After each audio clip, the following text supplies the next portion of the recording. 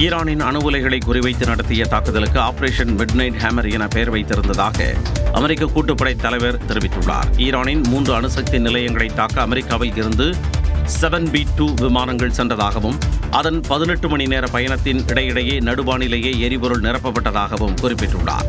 Iran நேரப்படி ஞாயிற்றுக்கிழமை நள்ளிரவு 12:30 மணிக்கு அமெரிக்க போர் விமானங்கள் ஈரான் வான்பரப்பிற்குள் நுழைவதற்கு முன்பாக அமெரிக்க நீர்மூழ்கி கப்பலில் இருந்து 24க்கும் மேற்பட்ட ஏவுகணைகள் இஸ்பஹான் அணுசக்தி நிலையத்தின் மீது ஏவப்பட்டதாக கூறியுள்ளார். பின்னர் ஈரான் நேரப்படி நள்ளிரவு 2:10 மணிக்கு விமான தாக்குதல்கள் தொடங்கப்பட்டதாகவும் முதற்குண்டு முதன்மையான அணுசக்தி நிலையமான போர்ட்டோ மீது போடப்பட்டதாகவும் தெரிவித்துள்ளார்.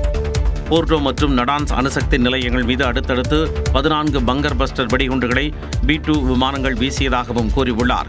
25 நிமிடங்களில் அனைத்து தாக்குதல்களையும் முடித்துவிட்ட அமெரிக்க விமானங்கள் ஈரான் எல்லையை விட்டு வந்துவிட்டதாகவும் அமெரிக்க கூட்டுப்படை தலைவர் டென் ஜெயின் குறிப்பிட்டுள்ளார். அமெரிக்காவின் மிசோரியில் உள்ள தளத்தில் இருந்து இந்த தாக்குதல் திட்டம் தொடங்கியதாகவும் 2001ஆம் ஆண்டு செப்டம்பர் 11ஆம் தேதி தாக்குதலுக்கு பிறகு B-2 ரக விமானங்கள் நிகழ்த்திய மிகப்பெரிய ராணுவ நடவடிக்கை இது எனவும் கூறினார். ஈரான் தாக்கினால் பதிலுக்கு தாக்க தயாராக இருப்பதாக அமெரிக்க கூட்டு பாதுகாப்பு படைகளின் தலைவர் டென் ஜெயின் தெரிவித்துள்ளார். ஈரானில் நடத்தப்பட்ட தாக்குதல் குறித்து விளக்கம் அளித்த டென் ஜெயின், ஈரான் ராணுவ நிலைகளையோ ஈரான் மக்கள் மீதோ தாக்குதல் நடத்தவில்லை என கூறினார். இது ஈரானின் ஆட்சி மாற்றத்தை ஏற்படுத்துவதற்கான நடவடிக்கை இல்லை எனவும் தங்களின் தேசிய நலனுக்கு ஏற்படும் அச்சுறுத்தலை தடுக்கும் செயல் எனவும் விளக்கமளித்தார். This included, as the president stated last night, 14 30,000-pound GBU-57 massive ordnance penetrators, marking the first ever operational use of this weapon. I know that battle damage is of great interest. Final battle damage will take some time, but initial battle damage assessments indicate that all 3 sites sustained extremely severe damage and destruction. அமெரிக்க படைகள் எப்பொழுதும் தயாராக இருப்பதாகவும் Iran தாக்கினால் பதிலுக்கு தாக்குவோம் எனவும் ten Jain எச்சரித்துள்ளார்.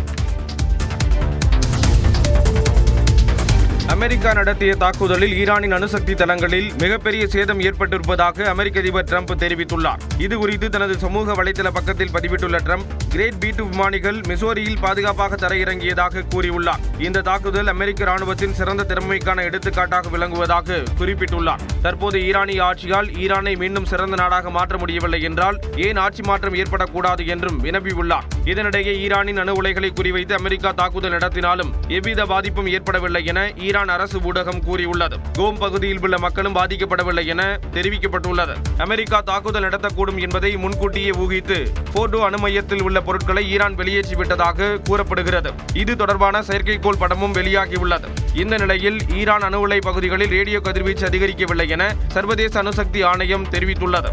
இந்நிலையில் Iran உடனான போரில் இஸ்ரேல் தனது இலக்கை நெருங்கிக் கொண்டிருப்பதாக அந்நாட்டு பிரதமர் பெஞ்சமின் நெத்தன்யாகு கூறியுள்ளார். அமெரிக்க அதிபர் எந்தவித நிபந்தனைகளையும் விதிக்கவில்லை என்றும் டிரம்ப் அவரது நாட்டிற்கான முடிவுகளை எடுப்பதாக தெரிவித்துள்ளார். தங்களுக்கு எதிரான இஸ்ரேலுக்கு ஆதரவாக அமெரிக்கா சண்டையில் குதித்துள்ள நிலையில் ஹோர்மூஸ் நீர் இணையை மூட ஈரான் நாடாளுமன்றம் ஒப்புதல் அளித்துள்ளது. கச்சா எண்ணெய் கப்பல்கள் அதிகம் கடக்கும் ஹோர்மூஸ் நீர் இணை ஈரான் மற்றும் ஓமன் ஐக்கிய அமீரகம் இடையே அமைந்துள்ள குறுகிய நீர்வழி பாதையாகும். இது பெர்ஷியன் வளைகுடாவை ஓமன் வளைகுடா மற்றும் அரேபிய கடலுடன் இணைக்கிறது. இந்த நீர் வழித்தடம் மூலம் ஒரு நாளைக்கு சுமார் 20 மில்லியன் பீப்பாய்கள் எண்ணெய், அதாவது ஒட்டுமொத்த சர்வதேச எண்ணெய் வர்த்தகத்தில் 25% இந்த வழியாகத்தான் நடக்கிறது. இந்த நிலையில் அமெரிக்கா நடத்திய தாக்குதலுக்கு பழிவாங்கும் நடவடிக்கையாக ஹோர்முஸ் நீரிணையை மூட ஈரான் முடிவெடுத்துள்ளது. இதனால் கச்சா எண்ணெய் கப்பல்கள் போக்குவரத்து பாதித்து பெட்ரோல் டீசல் விலை உயரும் அபாயம் ஏற்பட்டுள்ளது. இந்த நிலையில் ஈரான் மீது தாக்குதல் நடத்தியதன் மூலம் அமெரிக்கா மிகப்பெரிய தவறு செய்திருப்பதாக பேராசிரியர் கிளாட்சன் சேவியர் தெரிவித்துள்ளார். ஏற்கனவே தாக்குதலுக்கு உள்ளாகியிருக்க ஒரு நாட்டை மீண்டும் தாக்குதலுக்கு உட்படுத்துறது அப்படிங்கிறது அமைதியை கொண்டு வரதுக்கான வழிமுறை கிடையாது. அமெரிக்காவின் தாக்குதலை ஈரான் சாதாரணமாக எடுத்துக் கொள்ளாது என்றும் தெரிவித்தார். அமெரிக்கா நடத்திய தாக்குதல் தொடர்பாக ஈரான் அதிபர் மசூத் பெசஸ்கியானுடன் தொலைபேசி வாயிலாக பிரதமர் நரேந்திர மோடி பேசினார். 45 நிமிட உரையாடலில் ஈரான் மீதான தற்போதைய தாக்குதல் குறித்து கவலை தெரிவித்ததாகவும் தற்போதைய நிலை குறித்து ஈரான் அதிபருடன் விவாதித்ததாகவும் எக்ஸ் பக்கத்தில் பிரதமர் பதிவிட்டுள்ளார். பேச்சுவார்த்தை மூலமாகவும் தூதரக அளவிலும் அமைதி நிலைநாட்டப்பட வேண்டும் என வலியுறுத்தியதாகவும் பிரதமர் நரேந்திர மோடி கூறியுள்ளார். மற்றொருபுறம் ஈரானுக்கு ஆதரவாக ஏமனும் போரில் குதித்துள்ளது. இது தொடர்பாக அந்நாட்டு ராணுவத்தின் எக்ஸ் தள பக்கத்தில் ஏமன் கடல் பரப்பில் இருக்கும் கப்பல்களை உடனடியாக வெளியேற்றும்படி எச்சரிக்கை விடுக்கப்பட்டுள்ளது. ஈரான் இறையாண்மை மீதான அமெரிக்காவின் தாக்குதலை ஏற்றுக்கொள்ள முடியாது என சவுதி அரேபியா கண்டனம் தெரிவித்துள்ளது. ரஷ்யா, சீனா, ஓமன், ஈராக் உள்ளிட்ட நாடுகளும் ஈரான் மீதான அமெரிக்காவின் தாக்குதலுக்கு கண்டனம் தெரிவித்துள்ளன. போப் 14ஆம் லியோ மத்திய கிழக்கில் ஏற்பட்டுள்ள போர் பதற்றத்தை முடிவுக்கு கொண்டுவர வேண்டும் என்றும் போர் தீர்வாக அமையாது என்றும் காயங்களை அதிகப்படுத்தும் என்றும் தெரிவித்துள்ளார். ஈரான் மீதான அமெரிக்காவின் தாக்குதல் உலகுக்கு பேரழிவை ஏற்படுத்தும் என்று ஐநா சபை பொதுச் செயலாளர் ஆண்டோனியோ குட்டரெஸ் தெரிவித்துள்ளார்.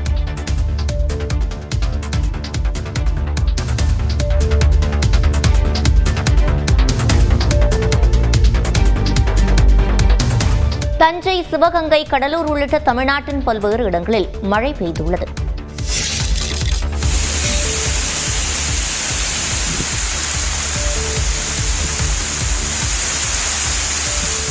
தஞ்சாவூர் மாவட்டத்தில் பல்வேறு பகுதிகளில் சூறைக்காற்றுடன் கனமழை வெளுத்து வாங்கியது. பட்டுக்கோட்டை, பேராவூரணி, திருச்சிற்றம்பலம் உள்ளிட்ட பகுதிகளில் பெய்த மழையால் கொடுமையான சூழல் நிலவியது. திருவாரூர் மாவட்டத்தின் முத்துப்பேட்டை, ஆலங்காடு, தில்லைவிளாகம் உள்ளிட்ட பகுதிகளில் கனமழை பெய்தது.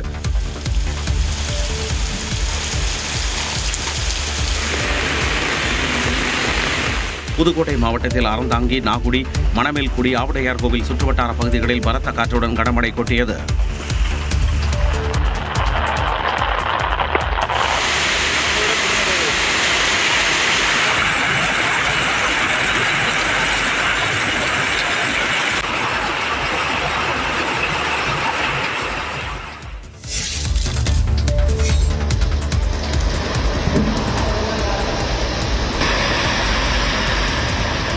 சென்னையில் கோயம்பேடு, நுங்கம்பாக்கம், வடபழனி, கிண்டி, மயிலாப்பூர் உள்ளிட்ட பகுதிகளில் திடீரென சூழல் மாறி மிதமான மழை பெய்ததால் வெப்பம் தணிந்தது.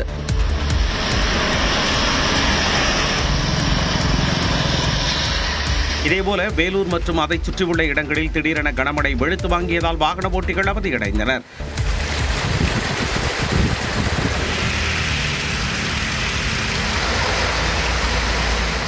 ராணிப்பேட்டை, நெமிலி, வாலாஜா, ஆற்காடு, சோளிங்கர் உள்ளிட்ட பகுதிகளிலும் மழை கொட்டி தீர்த்தது.